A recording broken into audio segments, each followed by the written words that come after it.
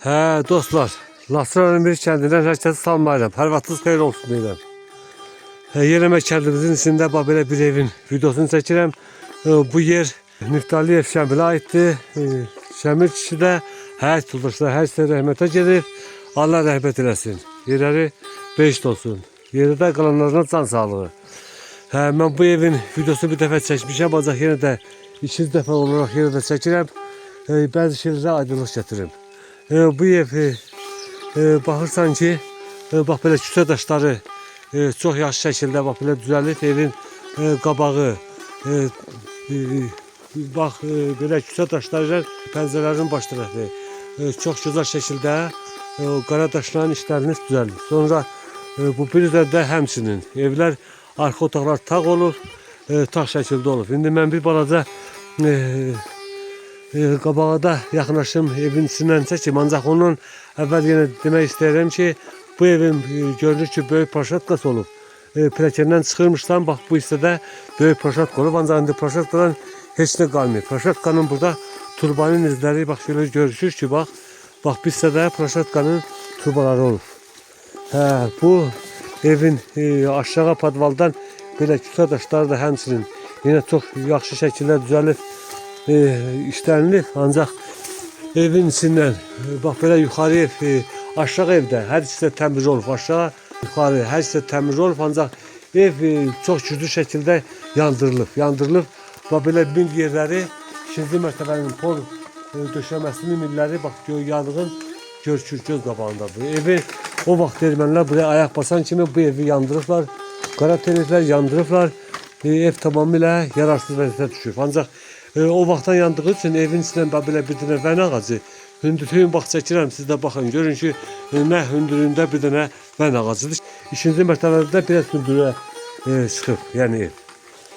Buradan mən evin içindən bir barda sizə çəkdim. İndi evin üst tərəfindən görüm, qalxa bilsəm əgər, üst evdən də biraz yine sizə göstərim. Mən onu da deyim ki, bu ev mən Şəmil kişinin, rəhmətli Şəmil kişinin oğlu Araz Qarabağ qazisidir. Yəni Qarabağ uğrunda bir neçə rayonlarda döyüş olub. İndi mən rayonları dilə gətir sanıya bilmirəm, ancaq bilirəm ki, Füzuli, Qubadlı, Laçın uğrunda bir neçə yerlərdə döyüşdə olub. İndi mən bu evin videosunu əsas Araz sənin üçün çəkirəm.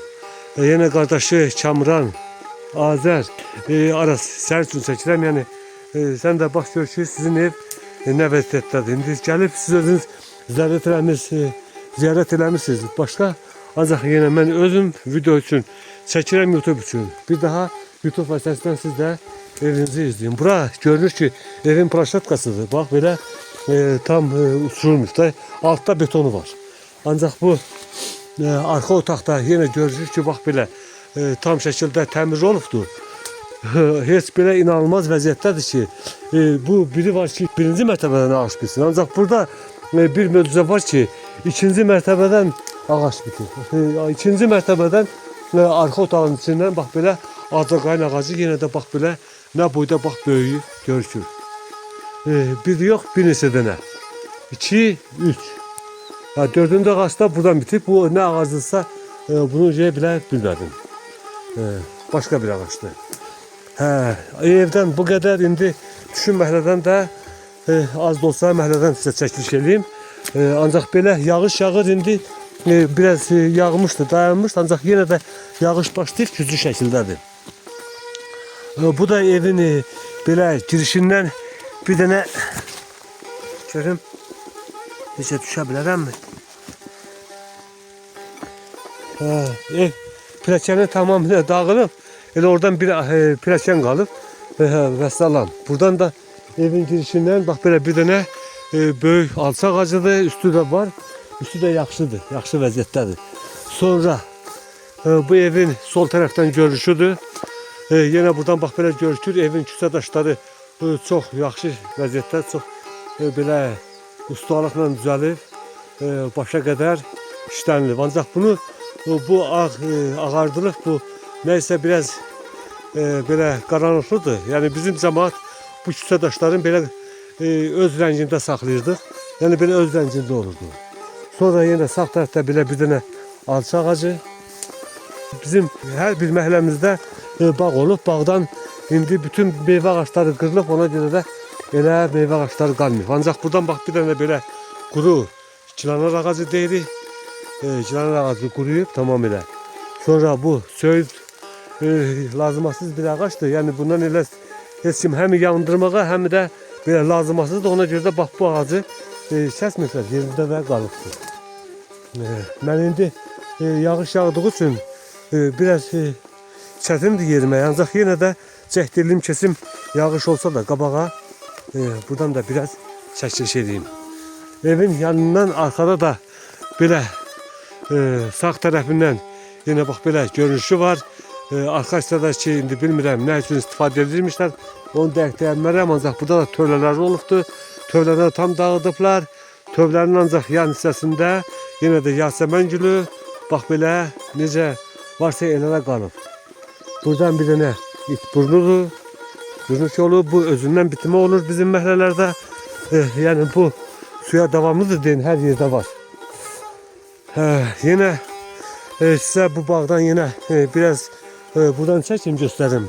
Bizim məhəllələrdə ən qiymətli, ən dəyərli olan qoz ağaçları sayılır. Yəni dünyanın hər bir yerində hara getsən qoz ağacının özünün qiyməti var, özünün dəyəri var. O qoz ağaçları ki bizim bu kənddə çox böyük vəziyyətdə olubdur. Bax indi siz görürsünüz ki, bax qoz ağacın nə vəziyyətdə doğruyub, bax belə bu vəziyyətə salıblar. Lap kökündən olmasa da bir balda yuxarıdan olsa da yəni doğruyublar.